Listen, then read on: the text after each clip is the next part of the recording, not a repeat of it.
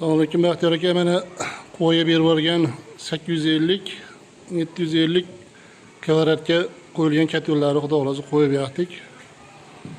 Turli polga qilingan gidrostrelkalarimiz ishlayapti xudo xolasa. Mana asoslarni qo'ygan, bu 800 kvadrat turli pol, 700 kvadratga radiator qo'yilgan.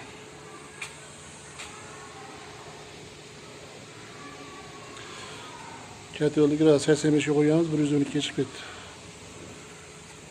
Bu 850 kvadratlik katyonimiz. Bunisi 750 kvadratga qo'yilgan katyonimiz. Xudo xolasa hech qanaqa muammo yo'q. Buni zo'r isitib, radiatorlarimizda xudo xolasa turli pollarni isitib boshladi. Biz bunisi radiatorga ketganini qilamiz.